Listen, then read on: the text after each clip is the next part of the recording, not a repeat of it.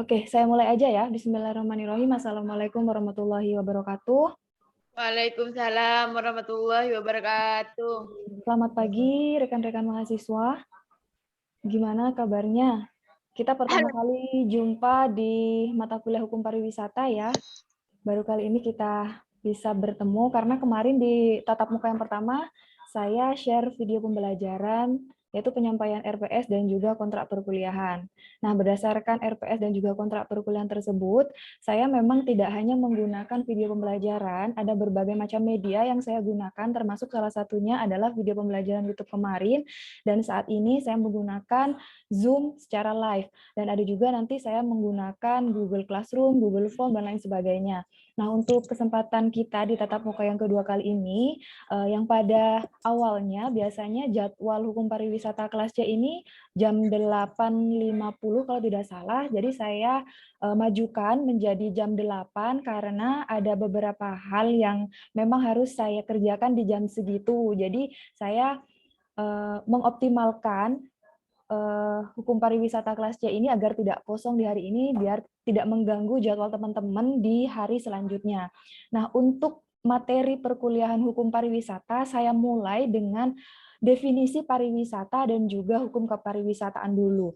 Nah, di dalam ruang lingkup hukum pariwisata di sini, mungkin teman-teman sudah punya pemikiran ataupun sudah punya cara pandang apa sih sebenarnya nanti yang akan kita pelajari hingga akhir ini masalah hukum pariwisata. Mungkin di sini ada teman-teman yang bisa bantu jawab atau sudah membaca undang-undangnya atau mungkin buku referensi hukum pariwisata, silahkan.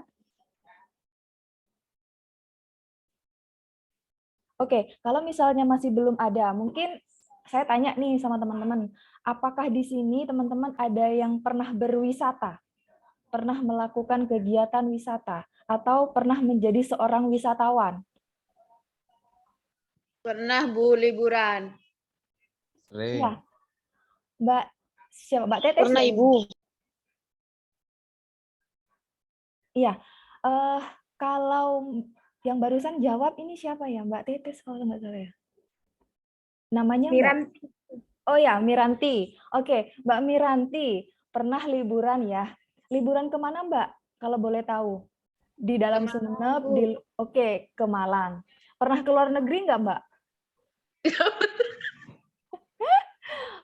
Saya tanya gitu nanti karena ada di bagian keimigrasian terkait visa, devisa. Nanti kita juga akan mempelajari tentang itu.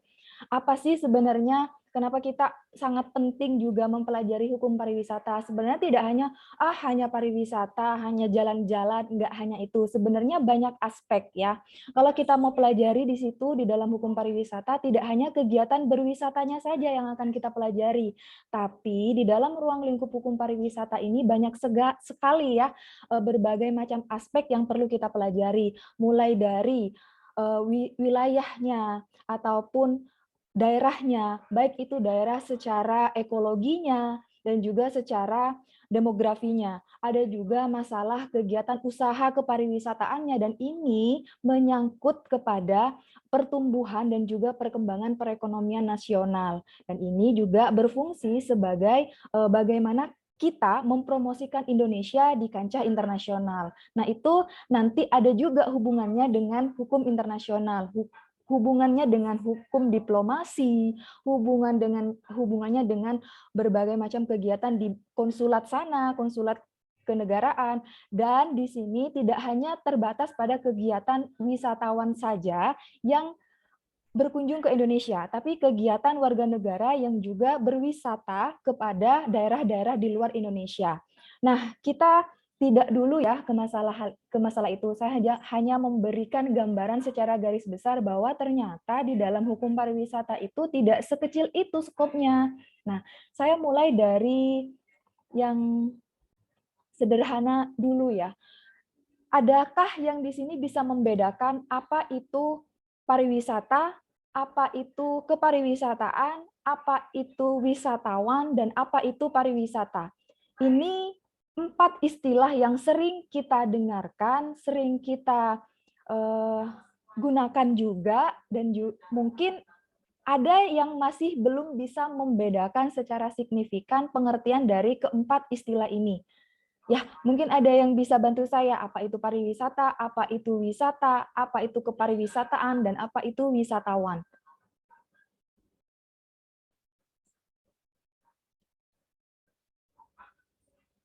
Oke, sepertinya masih belum bisa membedakan secara signifikan. Jadi di dalam materi di tatap muka kita yang kedua, di sini saya menjelaskan tentang pengertian pariwisata, sejarah pariwisata, dan hukum kepariwisataan di akhir nanti. Seperti yang saya sebutkan barusan, ada 4 istilah yang sangat familiar kita dengar, sangat sering kita gunakan dalam kegiatan kita sehari-hari mungkin. Di sini ada beberapa istilah. Yang pertama ada wisata, pariwisata, kepariwisataan, dan juga wisatawan. Hal ini bisa teman-teman temukan di dalam Undang-Undang Nomor 10 Tahun 2009 tentang Undang-Undang Kepariwisataan. Di dalam Undang-Undang Kepariwisataan, yang dikatakan sebagai wisata itu adalah kegiatan, ya bisa digarisbawahi, merupakan kegiatan seseorang ataupun kelompok melakukan perjalanan, ya perjalanan dengan tujuan berwisata, dengan tujuan untuk melakukan perjalanan wisata itu dengan untuk mengetahui keunikan-keunikan yang ada di daerah itu. Ya, selain itu, pariwisata juga merupakan berbagai macam kegiatan dari wisata yang kemudian hal ini dilengkapi dengan fasilitas, dilengkapi dengan berbagai macam fasilitas yang disediakan, baik itu disediakan oleh masyarakat, disediakan oleh pengusaha, disediakan oleh pemerintah daerah, ataupun disediakan oleh pemerintah. Hubungannya dengan wisatawan di sini, kalau wisatawan itu adalah subjeknya ataupun orangnya, ya orang yang melakukan kegiatan wisata. Ya, bisa dipahami ya, bisa dibedakan di mana letaknya wisata, di mana perbedaan pariwisata itu. Selanjutnya, untuk kepariwisataan ini merupakan sekumpulan. Ini sudah merupakan keseluruhan kegiatan dari apa? Yaitu kegiatan dari pariwisata, di mana kegiatan pariwisata ini baik secara historisnya, secara fisiologisnya, secara yuridisnya ini menjadi satu ruang lingkup di dalam hukum pariwisata, di mana kepariwisataan ini juga berkaitan dengan segala aspek yang melibatkan pemerintah, masyarakat, lalu pengusaha. Pengusaha di sini dalam artian subjek hukum juga yang memiliki usaha di bidang kepariwisataan, dan juga ada pemerintah daerah maupun pemerintah. Nah, di sini secara umum saya jelaskan 4 istilah dari wisata, pariwisata, kepariwisataan ataupun wisatawan. Di sini memang dari keempat istilah tersebut sering salah kita menggunakan, ya. Misalnya, Mas Supriyadi, Mas lagi di mana sekarang? Lagi di Malang, Ibu. Lagi sedang dalam kegiatan apa? Lagi ke pariwisataan. Oh, itu keliru. Menyebutkan bahwa saya sedang ke pariwisataan. Enggak, itu bukan penggunaan kalimat ataupun kata yang betul. Yang betul adalah saya sedang melakukan kegiatan wisata. Seperti itu. Jadi kegiatan Mas Supriyadi di Malang itu adalah berwisata. Berwisata di sini banyak macamnya. Mulai dari wisata bahari, wisata olahraga di situ ada. Misalnya Mas Supriyadi di Malang wisata olahraganya yaitu berkuda misalnya. Nah, itu merupakan salah satu wisata, ya. Salah satu kegiatan Mas Supriyadi di sana adalah berkuda, yaitu menunggangi kuda. Karena itu fasilitas yang disediakan di wisata itu. Nah, fasilitas-fasilitas yang disediakan itu namanya adalah keseluruhan kegiatan itu dikatakan sebagai pariwisata. Nah, kan karena di situ kan ada pariwisata alam, ada pariwisata buatan. Sorry, ini suaranya yang masih belum di-mute. Nah, dari contoh itu kita bisa membedakan ya di mana penggunaan kata wisata, pariwisata, kepariwisataan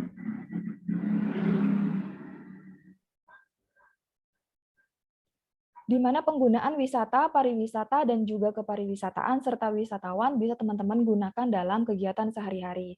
Selain itu, wisatawan, sekarang wisatawan.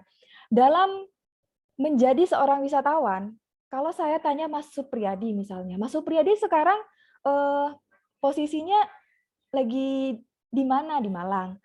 Kegiatan apa yang dilakukan? Berwisata, Ibu. Oh, jadi berwisata. Oh, jadi Mas Supriyadi sekarang jadi wisatawan ya? Oh enggak Bu, saya sedang berwisata. Ya betul, Mas Supriyadi memang sekarang jadi seorang wisatawan. Wisatawan itu tidak hanya untuk orang luar negeri. Orang di dalam negeri pun itu dikatakan sebagai wisatawan. Siapapun, meskipun itu penduduk Malang sendiri, penduduk asli Malang, bahkan di sebelah wisata itu tetap dikatakan wisatawan.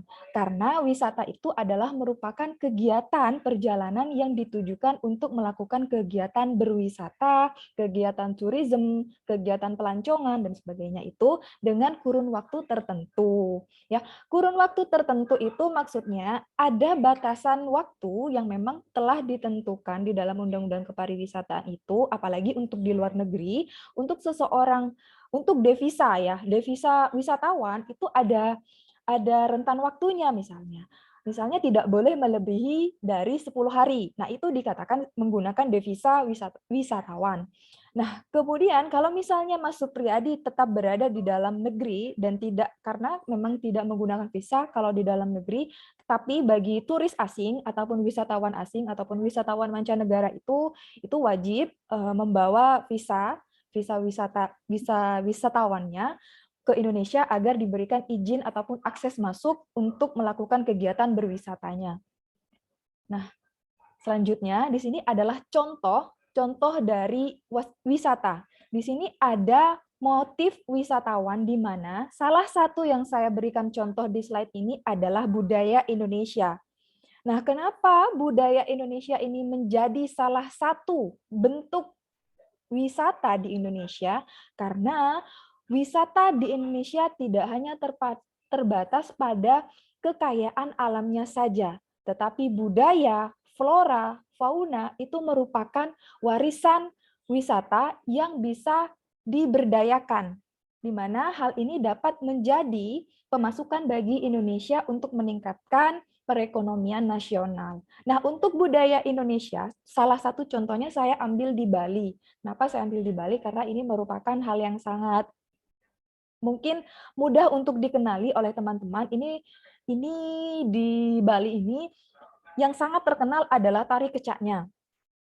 Ya, di dalam foto ini ataupun di dalam slide ini sangat jelas di sini terlihat banyak sekali wisatawan asing melihat tarian itu. Untuk apa? Mereka ingin melakukan eksplorasi. Mereka ingin mengetahui apa itu yang dikatakan sebagai tari kecak. Filosofisnya apa? Historisnya seperti apa? Kok sampai ada muncul tarian-tarian kecak di Bali? Itu gunanya apa? Tujuannya apa? Diperuntukkan untuk apa? Apakah di situ ada hal-hal yang bersifat agamis ataupun ada hal-hal yang bersifat mistis? Itu bagaimana nanti caranya dari tour guide-nya di sana menjelaskan sebenarnya apa yang melatar belakangi adanya tari kecak itu. Jadi wisata budaya ini sangat bermanfaat untuk memperkenalkan kebudayaan negeri kita sendiri di kancah internasional. Nah, untuk memberikan informasi tersebut mengenai kebudayaan dan juga adat istiadat negeri yang baru saja dikenali oleh orang luar negeri atau oleh wisatawan asing, ini sangat berpengaruh terhadap pendapatan dan juga pemasukan keuangan negara. Dan hal ini melakukan pertukaran seni budaya seperti seni musik, seni tari, seni drama, bahkan kulturnya ya, budayanya di Bali ini sudah sangat dikenal oleh para tetangga, bahkan negara-negara yang bukan negara tetangga sudah sangat mengenal yang namanya Bali ataupun wisata di Bali. Berbagai macam wisata yang disediakan di Bali tidak hanya kebudayaan di bidang seni tari saja. Banyak sekali. Misalnya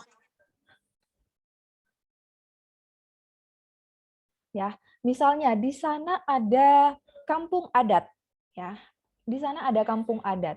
Kampung Adat di Panglipuran merupakan salah satu objek wisata bagi wisatawan asing yang ingin mengetahui bagaimana adat di Bali, khususnya di wilayah Panglipuran itu.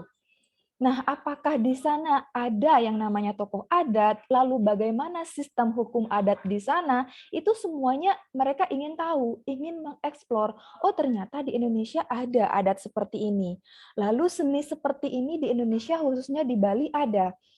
Mereka ingin membandingkan, mereka ingin mengeksplor diri mereka sendiri, mengeksplor pengetahuan mereka. Nah, itu kenapa menjadi daya tarik. Nah, ini makanya kenapa pemerintah harus semaksimal mungkin mengefektifkan, melakukan sebuah pembaruan dan juga promosi-promosi yang dapat menarik wisatawan asing untuk berkunjung ke Indonesia. Tidak hanya semata-mata terkait profit saja, tapi ini untuk memperkenalkan wisata di Indonesia itu sangat kaya, ya.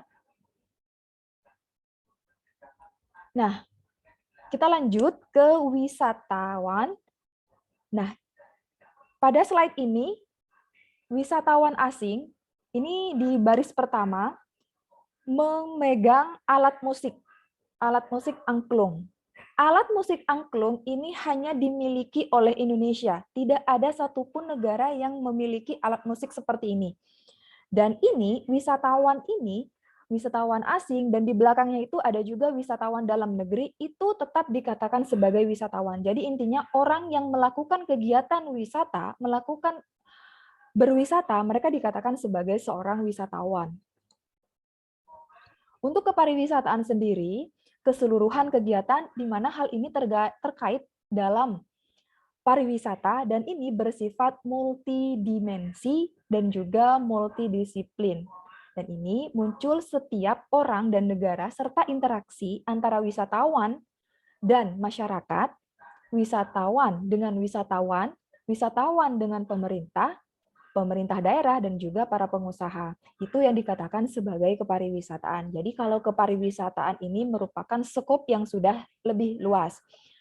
Kegiatan-kegiatan kepariwisataan lain, itu seperti apa sih Ibu? Saya masih bingung, saya masih belum bisa menggambarkan ataupun mencerna seperti apa sih kegiatan kepariwisataan.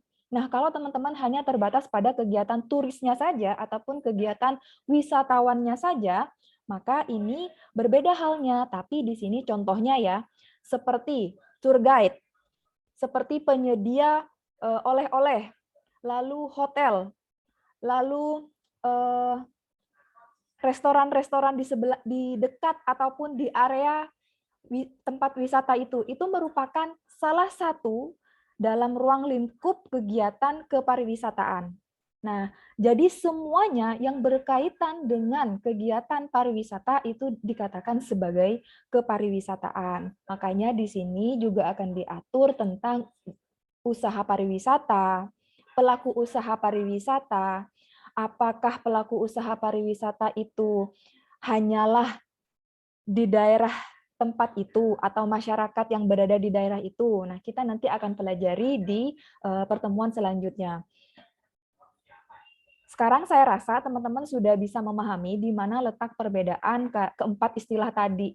Pariwisata, wisata, wisatawan, dan juga kepariwisataan. Nah, sekarang kita lanjut ke sejarah pariwisatanya. Kalau kita melihat kata pariwisata ini sebenarnya adalah bahasa Sanskerta, bahasa di daerah Bali. Ya. Di dalam kitab Bali itu menggunakan bahasa Sanskerta yang terdiri dari kata pari dan wisata. Kata pari ini mendefinisikan banyak hal. Contohnya berkali-kali, berputar, lengkap. Sedangkan untuk wisata berarti perjalanan atau bepergian. Sehingga dengan demikian, pariwisata dapat didefinisikan sebagai perjalanan yang dilakukan berkali-kali secara berputar. Berputar maksudnya mengelilingi dari tempat satu ke tempat yang lainnya, dan ini dengan kurun waktu tertentu, tidak seterusnya, ya.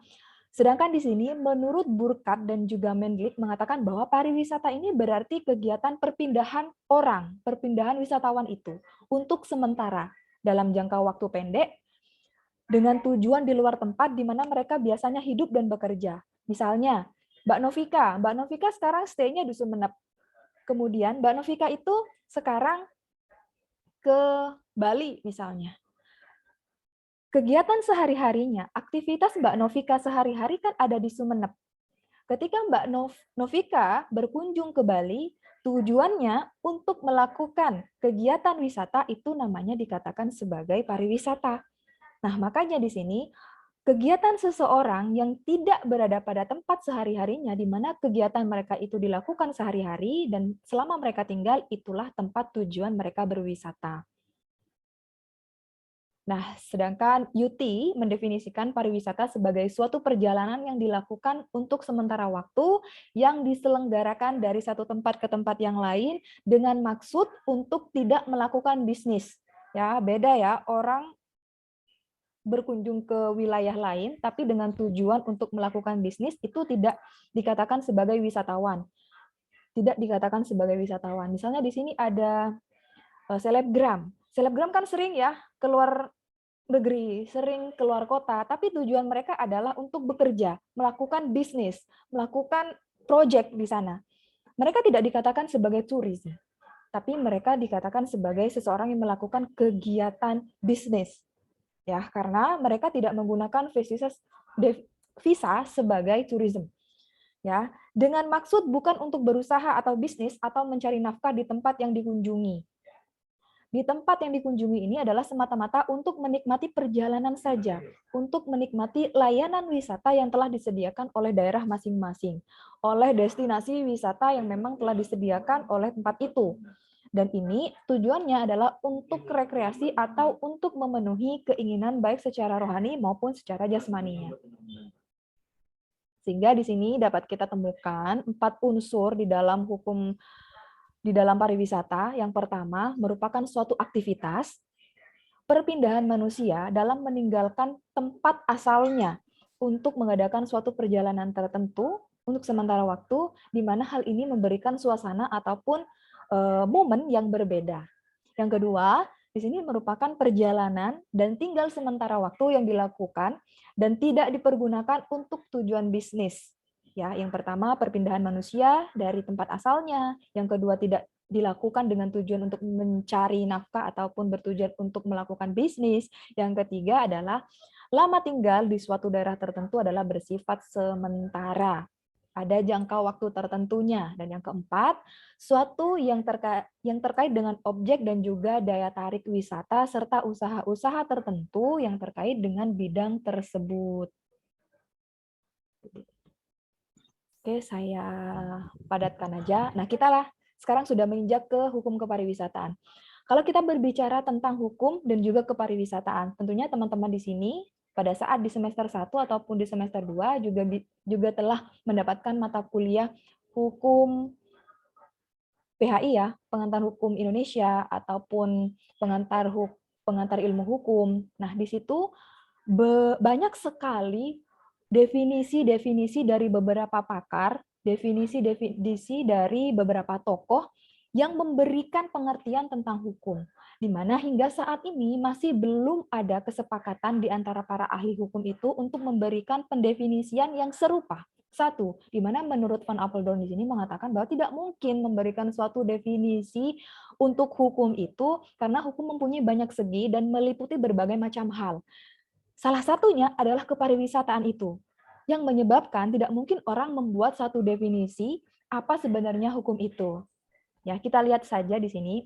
Saya ambil yang umum saja dulu, mulai dari tokoh di luar dan juga tokoh di Indonesia. Di sini ada Aristoteles, Sacipto Raharjo, dan juga Utrecht. Dari ketiga pakar ini sama-sama memberikan pendefinisian tentang hukum yang sangat berbeda, tapi memiliki satu tujuan yang sama sebenarnya. Karena itu, kenapa kita masih belum bisa mendefinisikan secara tertulis, ya, secara verbal, bagaimana definisi hukum itu sendiri. Nah, hukum menurut Aristoteles merupakan suatu di mana masyarakat itu mentaati dan juga menerapkan terhadap anggotanya sendiri, di mana hukum itu bersifat universal dan adalah hukum alam. Disinilah dikenal sebagai Aristoteles sebagai bapak dari hukum alam. Selanjutnya, Sacipto Raharjo membicarakan hukum ini adalah membicarakan hubungan antar manusia. Membicarakan hubungan antar manusia adalah membicarakan keadilan. Dengan demikian, setiap membicarakan mengenai hukum, jelas atau samar-samar itu merupakan pembicaraan mengenai keadilan pula. Nah, Sacipto Raharjo ini memberikan definisi hukum itu dari sisi keadilannya. Sedangkan Utrecht mendefinisikan bahwa hukum itu merupakan himpunan peraturan, sekumpulan peraturan, baik peraturan yang dibuat oleh pemerintah ataupun larangan yang dibuat oleh pemerintah. Di mana hal ini tujuannya adalah untuk menciptakan tata tertib dalam suatu masyarakat, dan ini harus ditaati dan dilaksanakan oleh masyarakat yang berada dalam ruang lingkup daerah itu. Oleh karena itu, pelanggaran dalam petunjuk hidup tersebut dapat menimbulkan tindakan dari pemerintah. Tindakan dari pemerintah ini berupa punishment atau hukuman, atau biasa kita kenal kalau dalam hukum pidana adalah pidana. Nah, dari pengertian-pengertian hukum dari ketiga pakar ini, Aristoteles, Sacipto Raharjo, Utrecht, memberikan 4 poin yang bisa kita catat bahwa di dalam hukum itu mengandung 4 unsur. Yang pertama, tingkah laku manusia, yaitu dalam pergaulan masyarakat itu. Yang kedua, peraturan, di mana peraturan ini sangat bersifat mengikat dan juga memaksa. Yang ketiga, peraturan itu diciptakan ataupun dilakukan oleh badan-badan resmi. Ya. Yang keempat, pelanggaran terhadap peraturan tersebut akan dikenakan sanksi. Kita lanjut ke pengaturan pariwisata dalam hukum nasionalnya. Dalam Undang-Undang Nomor 10 Tahun 2009 tentang kepariwisataan, ini merupakan sumber hukum pertama dalam hukum nasional, di mana ini sudah diperbarui dari Undang-Undang Kepariwisataan yang terdahulu, di mana Undang-Undang Kepariwisataan terdahulu itu sudah tidak relevan lagi dengan perkembangan kepariwisataan di Indonesia saat ini. Sehingga berdasarkan asas, fungsi, dan tujuan dari kepariwisataan, kita bisa lihat ataupun kita bisa simak di dalam Undang-Undang Nomor 10 Tahun 2009 tentang kepariwisataan, serta penyelenggaraan kepariwisataan itu sendiri. Sedangkan asas yang dipakai dalam penyelenggaraan kepariwisataan ini, kita bisa temukan di dalam pasal 2. Ada 11 asas yang kita gunakan. Mulai dari asas kemanfaatan, asas kekeluargaan, asas keadilan, merata, keseimbangan, kemandirian, kelestarian, kesatuan. Ya, ini semuanya menjadi satu di dalam Undang-Undang Nomor 10 Tahun 2009. Di dalam pasal 2 itu, setiap kegiatan kepariwisataan harus mencerminkan asas-asas di dalam pasal 2 Undang-Undang Nomor 10 Tahun 2009 itu. Untuk tujuan penyelenggaraan kepariwisataan itu, kita bisa temukan di dalam pasal 4 Undang-Undang Nomor 10 Tahun 2009 untuk meningkatkan pertumbuhan perekonomian, meningkatkan kesejahteraan rakyat, menghapus kemiskinan, mengatasi pengangguran, melestarikan alam, lingkungan, dan sumber daya, memajukan kebudayaan, mengangkat citra bangsa, memupuk cinta tanah air, memperkukuh jati diri dan kesatuan bangsa, mempererat persahabatan antar bangsa. Di poin yang terakhir ataupun di huruf I, mempererat persahabatan antar bangsa. Ini yang saya maksud adalah hubungan diplomatik ataupun hubungan antar negara yang nanti akan kita pelajari juga di dalam hukum kepariwisataan, karena ini ada kaitannya juga dengan hubungan antar negara antara negara Indonesia dengan negara-negara di luar Indonesia. Oke, mungkin dari sini ada yang ingin ditanyakan sebelum saya akhiri? Untuk absensi, saya langsung screenshot dari sini ya. Baik, Bu. Baik, Ibu. Ibu buka sesi pertanyaan nggak, Bu? Silakan, Mbak. Buka, makanya dengerin. Nggak dengar, barusan ada yang lewat-lewat. Ibu, saya mau nanya, Ibu. Ya, silakan. Bu, berkaitan sama hukum pariwisata, berarti hukum pariwisata ini itu sendiri belum ada hukum khususnya ya, Bu? Maksudnya kayak misalkan di hukum pariwisata tentang pasal-pasal yang mengatur kalau seumpamanya di kepariwisataannya ada apa. Soalnya tadi yang Ibu jelasin masih secara umum tuh, Bu, tidak khusus kayak hukum lainnya. Kalau seumpamanya kayak hukum perdagangan kan ada lebih banyak pasalnya dan aturannya tuh, Bu. Sedangkan yang pariwisata, masih lebih secara umum. Kecuali yang tadi itu yang katanya Ibu, yang katanya Undang-Undang Nomor 10 tahun 2000 berapa Ibu? 2009. Ya, apa cuman itu apa gimana Ibu? Untuk pengaturan hukum nasional terkait kepariwisataan, kita memang menggunakan undang-undang yang baru, yaitu Undang-Undang Nomor 10 Tahun 2009. Di dalam undang-undang itu sebenarnya masih banyak, saya hanya menjelaskan sebagian besarnya saja ataupun secara umumnya. Nanti kalau kita bisa melihat di pasal-pasal selanjutnya masih ada ruang lingkup kepariwisataan yang lainnya, mulai dari daerah pariwisata, kegiatan kepariwisataan, dan juga ada juga hubungan internasionalnya. Nah, kaitannya dengan kepariwisataan dengan hubungan negara yang satu dengan negara yang lainnya, itu kita tidak hanya menggunakan satu undang-undang itu saja. Jadi ada undang-undang hubungan internasional, ada undang-undang diplomatik, itu masih tetap bisa ataupun relevan kita gunakan dalam hubungan kepariwisataan. Nah, kegiatan pariwisata ini merupakan salah satunya saja sebenarnya. Merupakan salah satu dari kegiatan diplomatik kita. Selain kegiatan-kegiatan yang lainnya, misalnya pertukaran mahasiswa, nah itu merupakan dari kegiatan kependidikannya. Nah, ini dari sisi kepariwisataannya saja. Nah, seperti itu. Kalau misalnya kita mau melihat ataupun kita mau menelisik kepada hal-hal yang bersifat spesifik, ini masih banyak lagi kita perlu telusuri. Maksudnya adalah ketika kita sudah berbicara hubungan dengan luar negeri, itu menyangkut subjek hukum negara yang satu dengan subjek hukum negara yang lain. Ini sudah lintas internasional.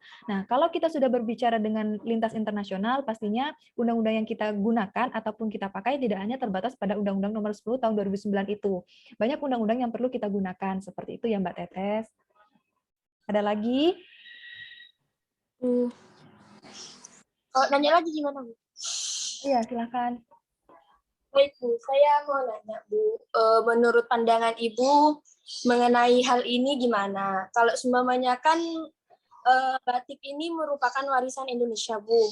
Banyak wisatawan asing yang datang ke Indonesia dikarenakan budaya Indonesia ini memang sangat-sangat bagus, Bu. Contohnya kayak batik yang udah mendunia. Menurut pandangan Ibu gimana sama kasus yang katanya kalau nggak salah Malaysia mengklaim bahwa batik itu budaya mereka, warisan mereka, dari mereka, bukan dari Indonesia.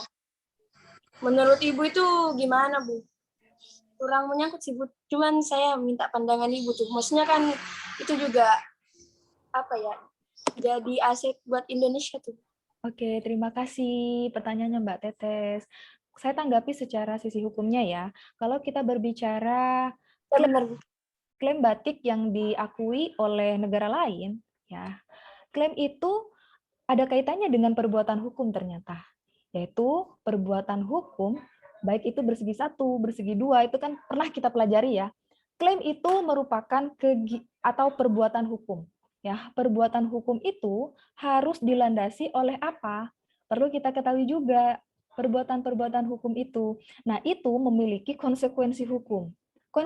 Konsekuensi hukumnya bagi Indonesia adalah Indonesia akan kehilangan salah satu asetnya. Selama Indonesia masih belum mengklaim aset itu, yaitu di hak kekayaan atas intelektual.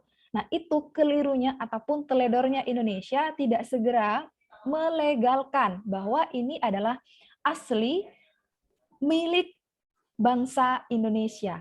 Nah, kalau sudah terjadi seperti ini, bagaimana nanti kita melakukan upaya-upaya hukum, ya, upaya-upaya hukum secara internasional bahwa Indonesia sebenarnya berdasarkan sejarahnya, berdasarkan filosofisnya, berdasarkan historisnya, Indonesia merupakan pemilik satu-satunya dari batik. Nah, bagaimana nanti Indonesia di dalam mahkamah internasional dapat membuktikan hal itu semua? Kalau kita berbicara hukum, pasti kita berbicara masalah pembuktian, toh. Nah, itu yang bisa saya tanggapi dari pertanyaan Mbak Tetes. Mungkin seperti itu, Mbak. Siap, Bu. Terima kasih, Bu. Oke, saya izin undur diri ya, saya ada acara. Ya, nggak apa-apa ya. Kita ketemu minggu depan. Terima kasih teman-teman, saya sudah screenshot semuanya. Yang belum hadir, silahkan konfirmasi ke ketua kelas ya. Saya akhiri, terima kasih. Assalamualaikum warahmatullahi wabarakatuh. Waalaikumsalam warahmatullahi wabarakatuh. Terima kasih, Bu.